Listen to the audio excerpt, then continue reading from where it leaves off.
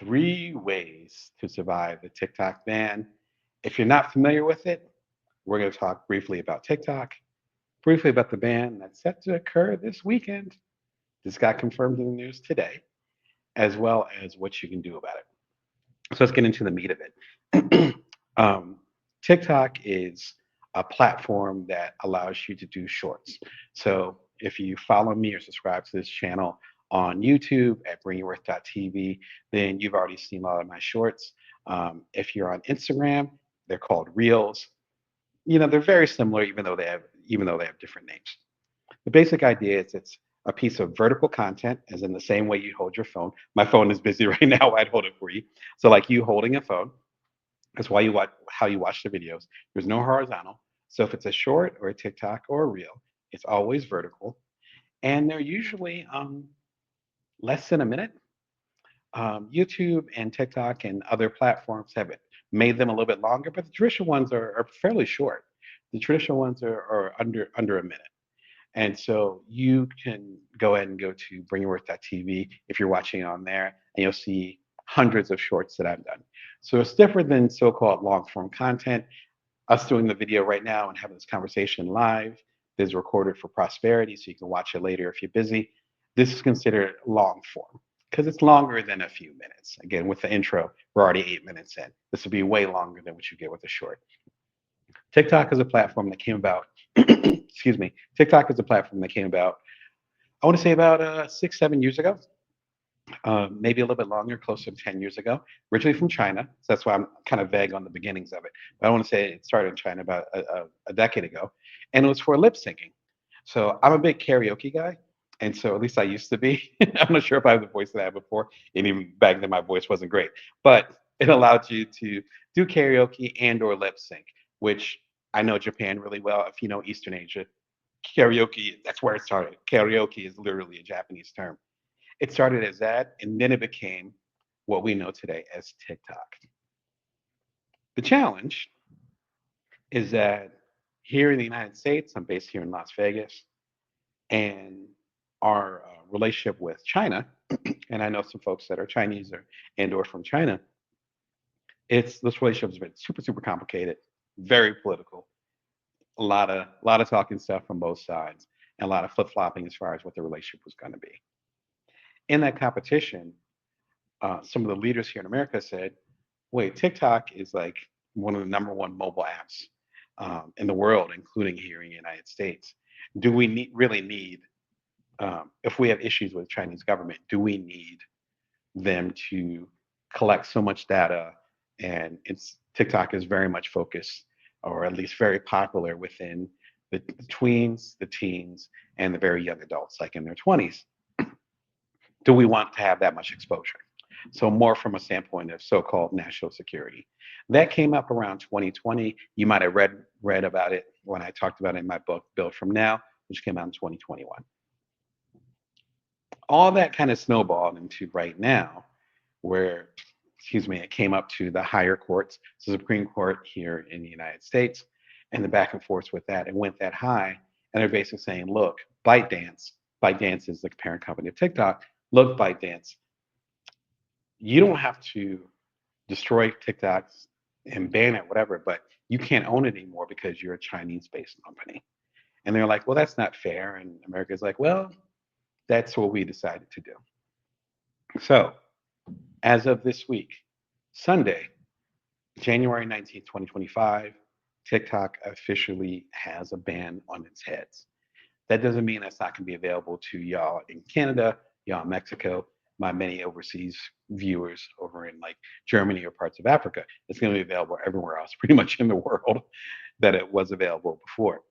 But users in the United States will not be able to download the app anymore, as well as some other stipulations, right? How is that going to affect your business? I know people that make a living on TikTok.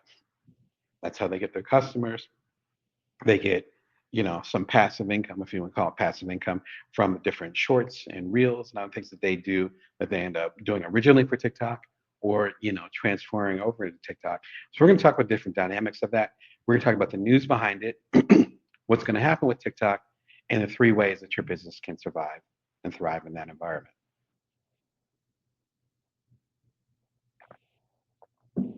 Nothing like tea for the soul. All right. So my friends over at Inc. Magazine, specifically Chris Morris, love your work that you're doing over there. Talked about who might buy TikTok. There are five potential buyers if the Supreme Court rules against it. This column came out a couple days ago. Again, shout out to Chris for the article. There's still a chance that TikTok might be quote unquote saved. What's really clear about it though is that chances are TikTok is either going to be not available in the United States, or if it isn't available in the United States, it's going to be purchased by a quote unquote American based company.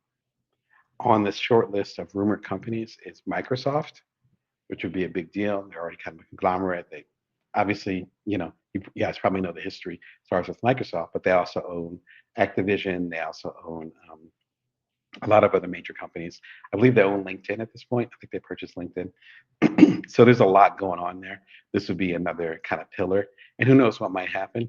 They bought Skype and the results weren't that great.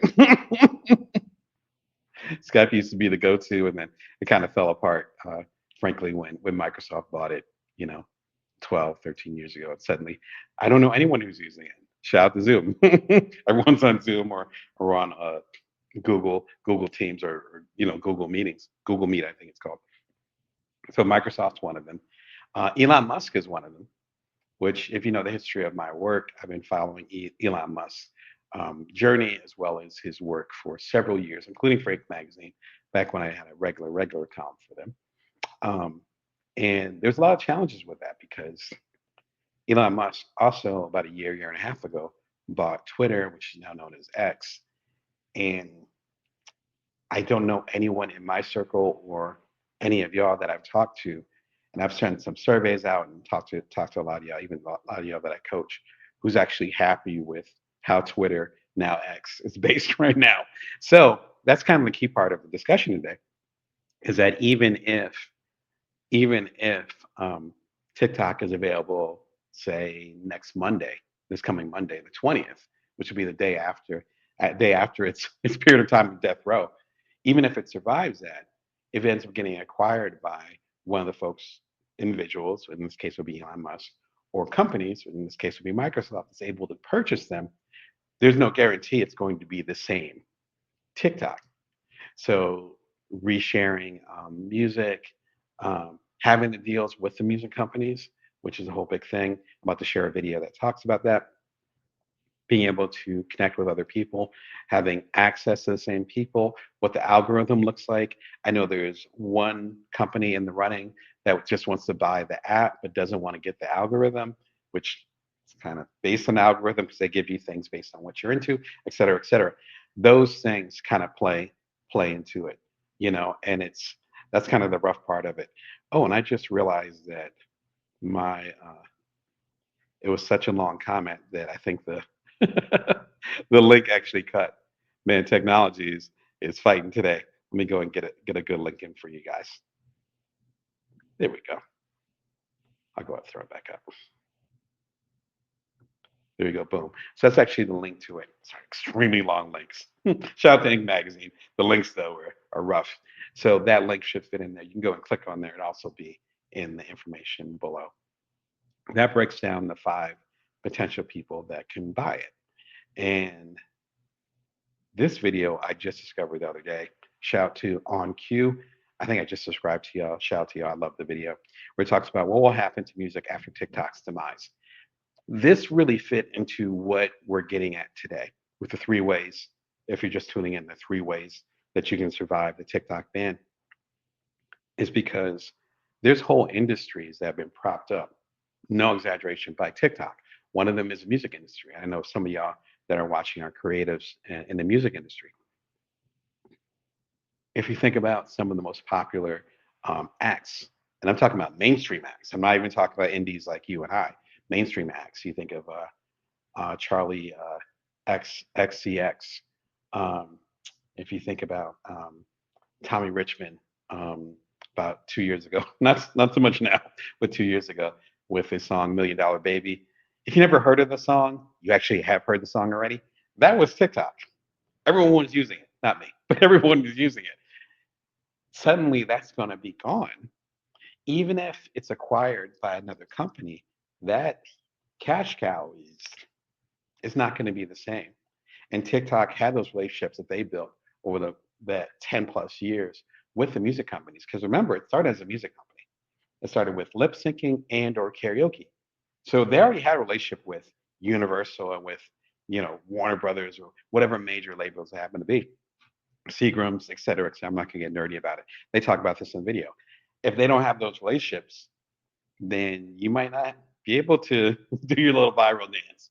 You might not be able to, I don't have a huge following on TikTok, but when I use, I'm a big fan of the Southern group Outkast. When I use one of Outkast's classic rap songs, instrumental of it, or the instrumental break, when I'm talking about something about passive income, or I'm talking about something related to emotional intelligence, or I'm talking about something related to, the work that I do that to help you get to the next level as a solopreneur, maybe I won't be able to use those tracks anymore.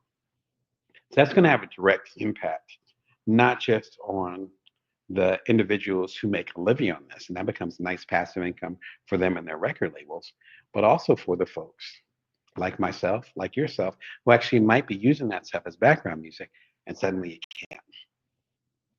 It's deep stuff, and it gets really heavy quickly. So I implore you to go and watch this video as well. Again, it's not from me; it's from a station I just heard about called On Cue. I think it's like a 10-minute, 15-minute video. Absolutely worth your time.